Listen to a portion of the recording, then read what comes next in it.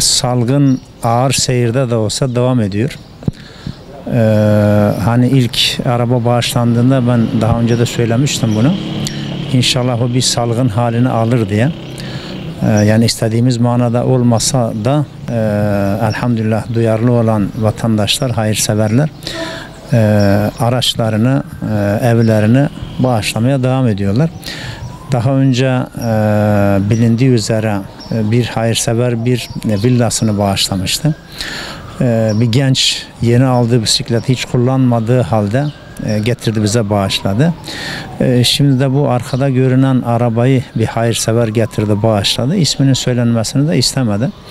Allah-u Teala hayırlarını kabul etsin. Yani bütün dünya İsrail'e yardım ediyor. Başta Arap ülkeleri olmak üzere onların işbirlikçi yöneticileri olmak üzere. Ama maalesef Filistinlilerin Allah'tan başka ve duyarlı bazı Müslümanların dışında hiçbir destekçileri yok.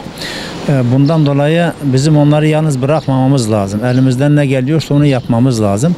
Allah-u Teala bu aracı bağışlayanın hayrını kabul etsin. Kat kat fazlasıyla kendisine yeni imkanlar bahşetsin inşallah. Yine şunu söylüyoruz. Boykota devam, yardıma devam, duaya devam. Hayırseverlerin bu konuda gerekli duyarlılığı göstermelerini de bekliyoruz. Tekrar ben bu hayırsevere teşekkür ediyorum. Allah-u Teala kat kat ecrini versin inşallah.